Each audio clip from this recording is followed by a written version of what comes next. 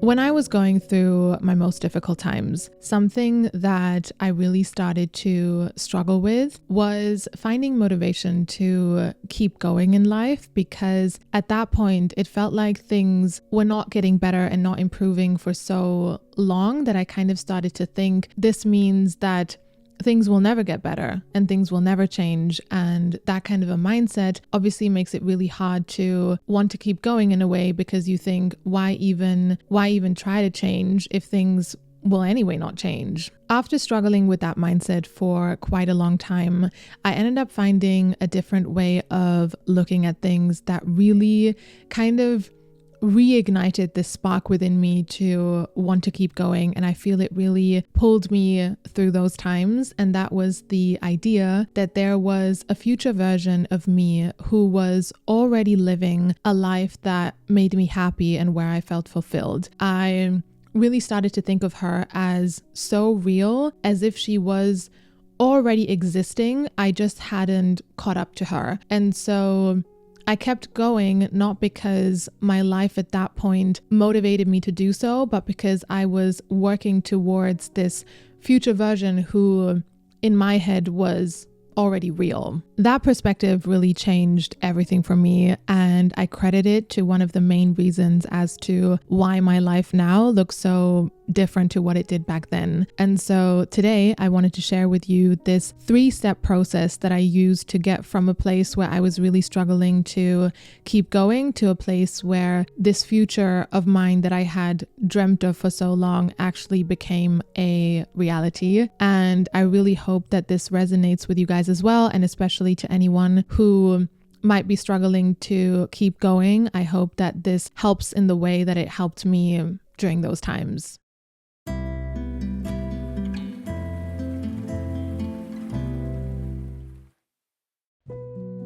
Step 1, envision your future.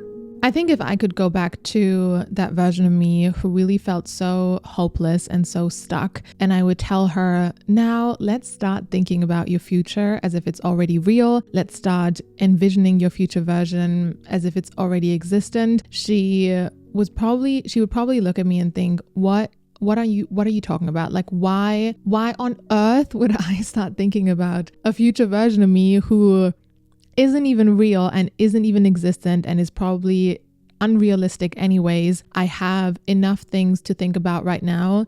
Please leave me alone with that stuff. But now, looking back, I can see how that mindset that I was stuck in was never going to allow change into my life. It was never going to allow me to experience what I wanted to experience. So one of those days during this time where I really felt like I'd been losing hope for so long, I remember I was just lying on my bed, looking at my ceiling and just not knowing what to do, because at that point I really was struggling to grasp this idea that things could change. I could no longer see that.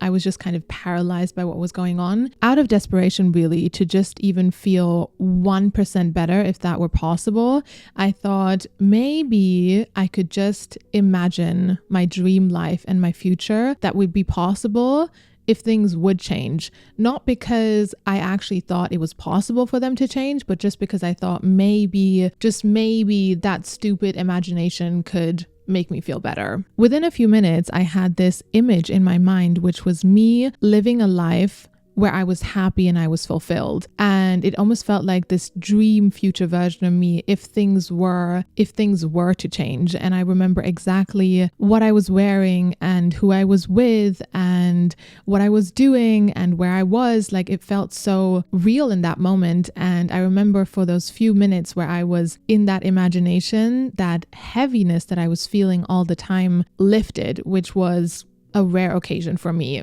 In the past, I never wanted to think about my goals or what I wanted my future to look like too much, because I didn't want to be unrealistic and get my hopes up and then what if it doesn't happen. But eventually I realized how on earth am I going to make something happen if I can't even think about it? Like, that's really not going to work. You want to think about your dreams and your goals as much as you can. Even better, think about them as if they are already real, because that is always the first step when it comes to turning a dream into reality. You have to imagine it first. And so that would be my step one for you. If you want to kind of turn that future into reality, just take some time to connect with yourself and feel into what this future version of yours would look like if things would actually change. Now, whether or not you think that change is possible or not doesn't really matter yet. Just start thinking about that future version, start connecting with it, and start thinking about it so much until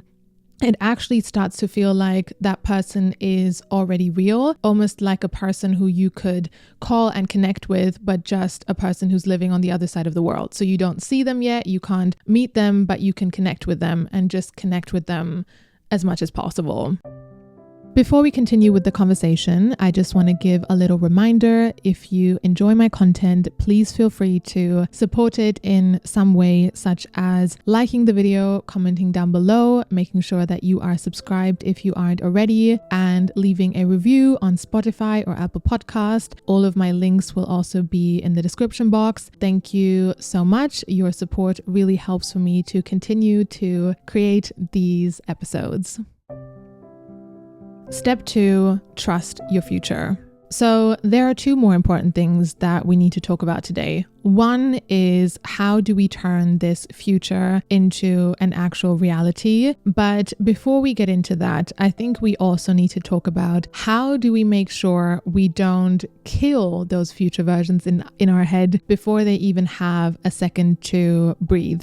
Because I think that is something that happens very often. We do not even allow ourselves to imagine those future versions because of all of the doubts and the fears and the not feeling worthy and the anxiety and the past that we've experienced, which holds us back from even envisioning that future, let alone moving towards it. Something that really helped me with the excuses was to just focus on the feeling that that future version would give me, rather than the details of how that would happen. Because often when we are focused on the details, which I think is the first thing the mind often jumps to, it's kind of like, okay, in my future version, I would be in this place. And then it's like, yeah, but how would I get there? Or I would be with this person. Yeah, but how is that going to happen? Or I would be doing this. Yeah, but that's not possible. And so the minute we focus too much on the details, that's when the mind kind of starts to create chaos. But when you just focus on the feeling, it's kind of like a loophole where the mind can't come in so much. So you just think, okay, if I would be experiencing that future version, how would I feel? Whether that is happy, free, confident, joyful, whatever it is, and just focus on that feeling more than how that would come about and what would have to happen for that to come about. And it's difficult because so much of our world and society teaches us to chase physical things, like chase the money, chase the success, chase the fame, chase the validation, chase the physical things, chase the house. And so we move through life chasing these things, thinking that's what we want, but we don't realize that more often than not, what we are really chasing is a feeling. We want those things not because we actually want them, but because of the feeling that we think we will get once we have them, whether that is freedom, joy, love, confidence, happiness, whatever it is. And we don't realize that more often than not, these feelings are already there for us to experience in this moment, even if we don't have those things yet. And that's where I also personally like to think of multiple different future versions. So I'll be like, oh, this could be a future version of mine. Oh, that could be a future version of mine. Oh, this could be a future version of mine. And sometimes I write them down, and I don't think it would really be possible for me to achieve all of those things in this lifetime, because sometimes they look very different and they're experiencing very different things. But the core is that the feelings that I think those future versions would give me are all very similar. In all of them, I feel happy, I feel confident, I feel free. And so that's what I try to focus on, that feeling, because I think that's also the real message. That's what we need to trust, that feeling that we think that future version would give us. Step 3, move towards your future. Now, once we have allowed ourselves to imagine this future version and focused on the feeling of it, can we just sit on our couches and watch Netflix all day and just chill and not do anything and then it will just happen? No, sadly, that is not the case. A lot of the times I would wish for that to be the case, but it is not. Action is always a step that we can not skip. It always takes action. That was kind of like the last phase where I felt stuck in. I was like, okay, now I am starting to grasp this idea that things can change and I'm ready to do things for that change to happen, but I have no idea what to do. That's where I realized that the biggest reason why I was struggling to take action towards that future version was not because I was lazy or because I was not willing to fall and try new things. It was because I got to a point where I felt like life had kicked me so much that I had gotten into this mindset of just accepting things. Like I was just accepting everything in my life, even if it was so far away from what I wanted, and not even trying to change it anymore because I had gotten into this habit of just accepting. It just is what it is, and now I just have to deal with it. And that's where you just start focusing on that feeling so much and thinking about that future version so much that feeling becomes so real in your life, even if nothing has changed yet, that then your barometer of what you are willing to accept and what you're willing to do goes from what you have been accepting up until this point to what you really want to experience, even if that hasn't happened yet. So for example, you're moving through your life, nothing has changed, everything is still the same, but you're connecting with that future version and you start to feel what that would feel like more and more. And suddenly you realize, oh my God, this bad habit that I have, which I keep doing, really makes me feel so far away from that future version that I want. And so then that's action to not do that anymore. Or you might realize, wow, this thing that I do very rarely really makes me feel